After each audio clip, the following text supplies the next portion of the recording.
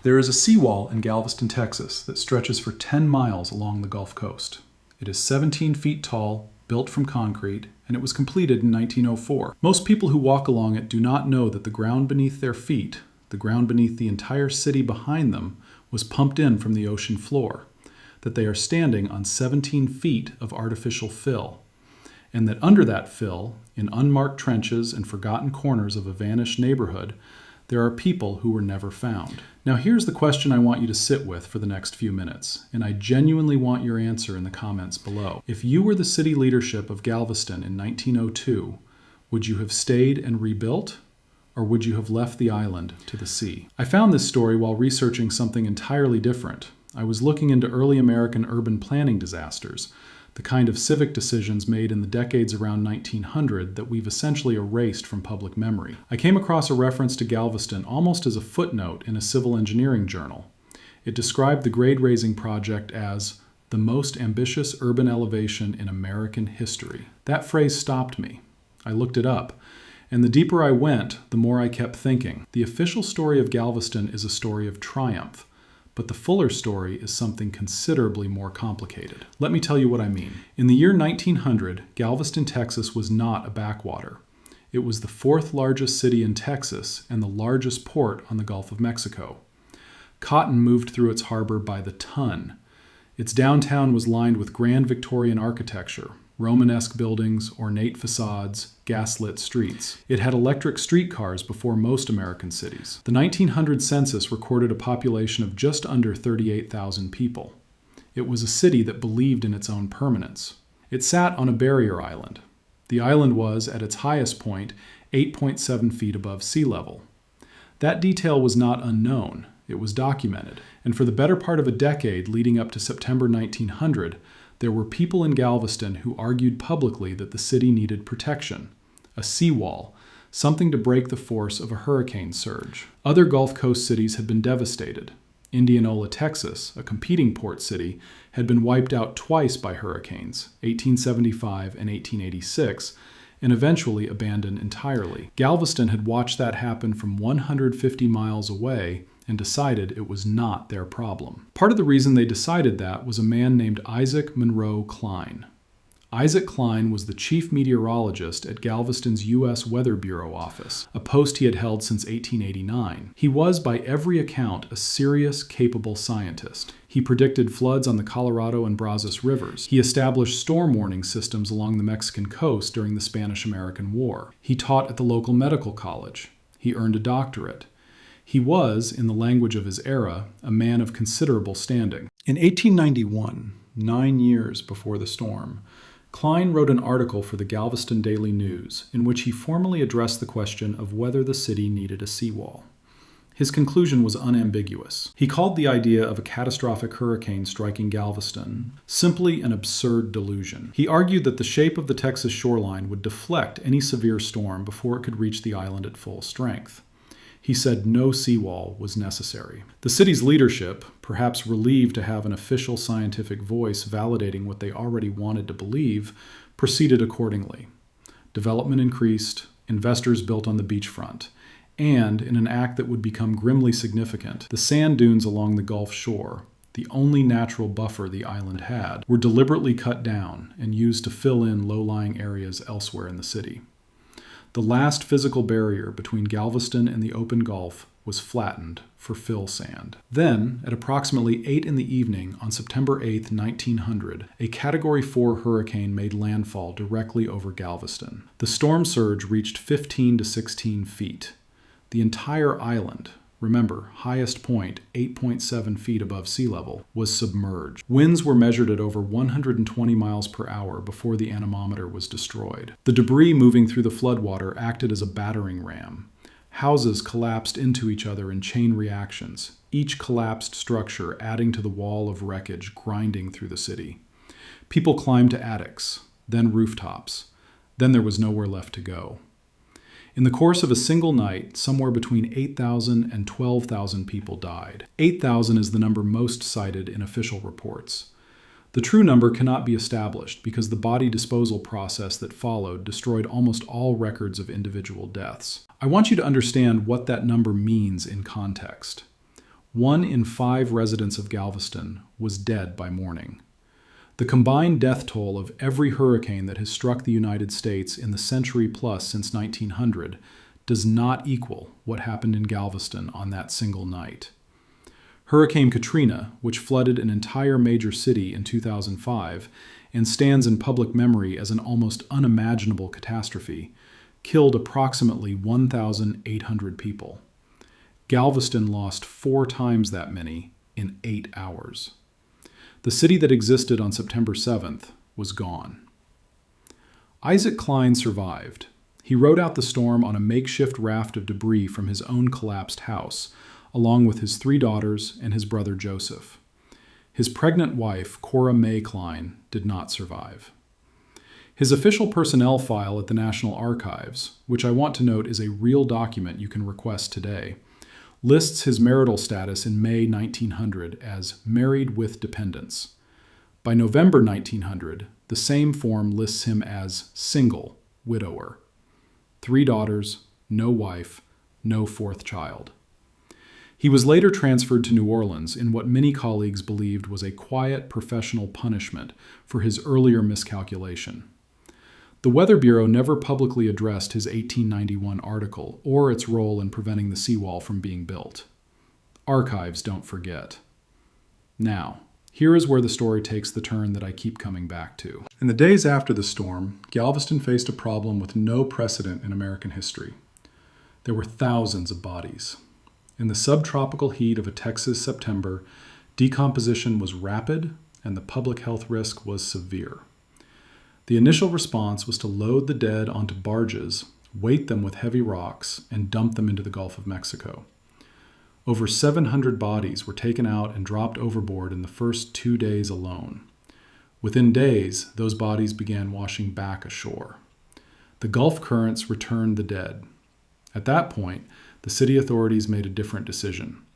They established funeral pyres throughout the island, open-air cremation sites, burning on the beaches, in the streets, wherever bodies were found in sufficient concentration.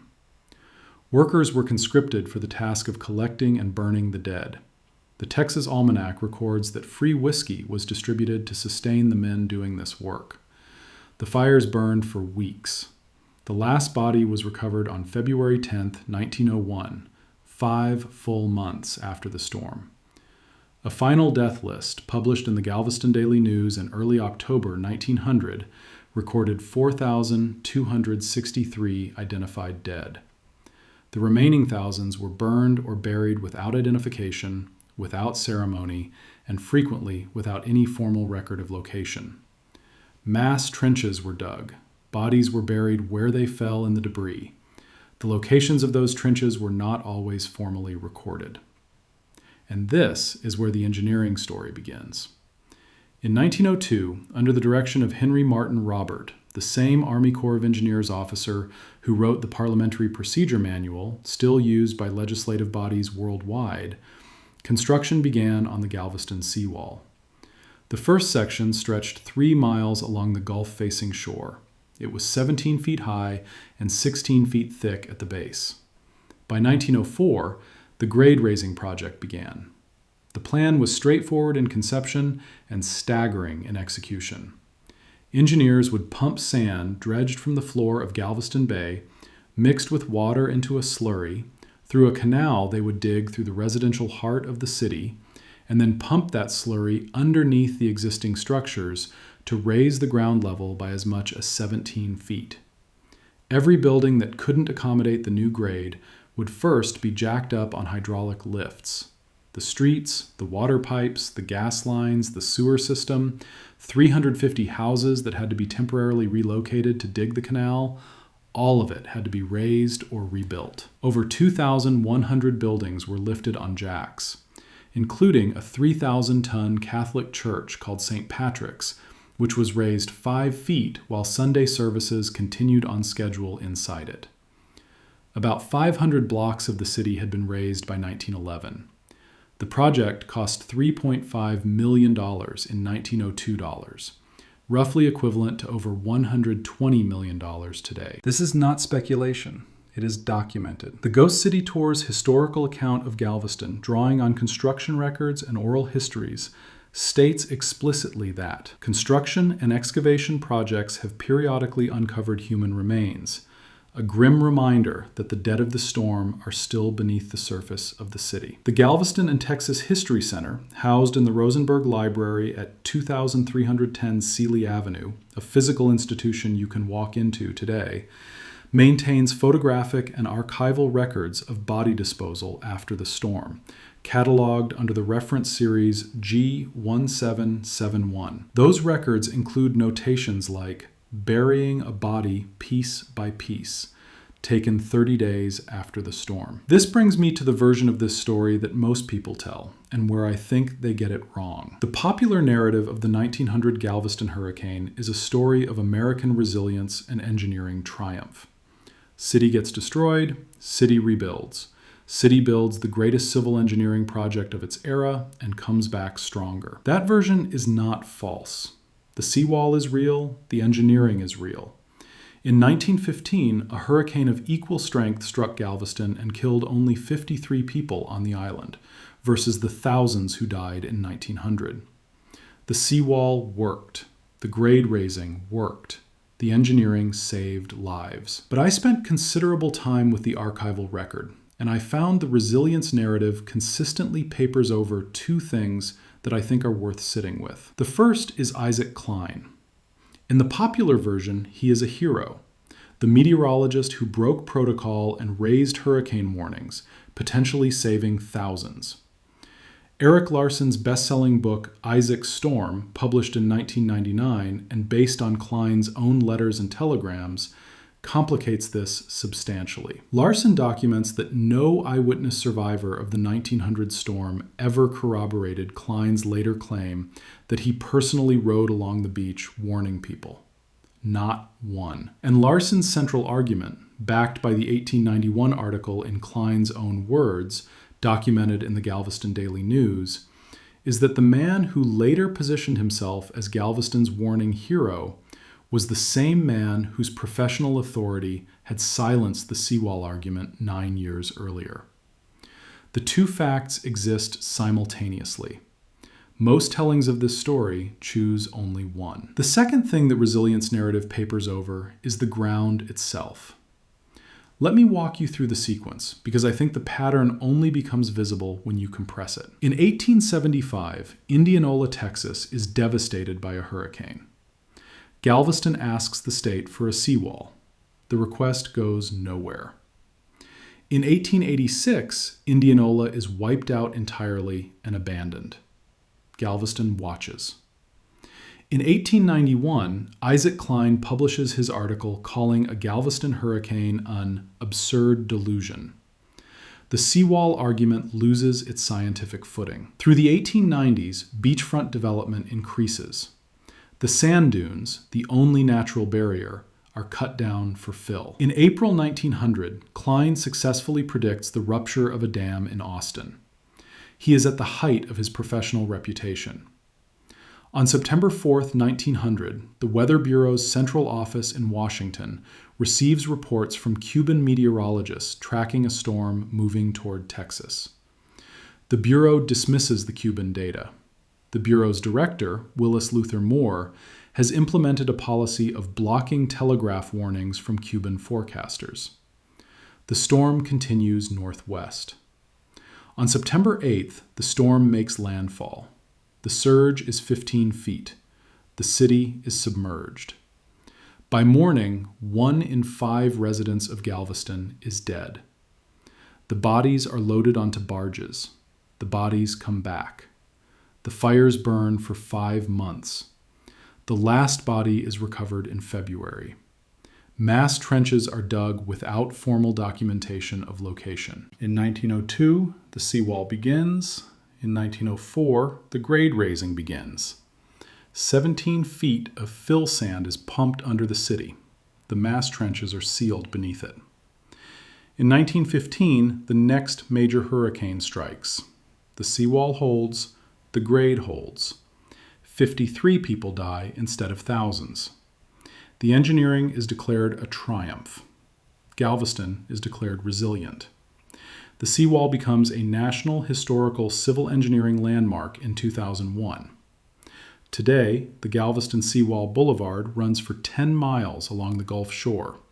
Tourists walk it, hotels overlook it. One of those hotels, the Hotel Galvez, built in 1911, stands near the former site of St. Mary's Orphanage, the beachfront facility run by the Sisters of Charity of the Incarnate Word.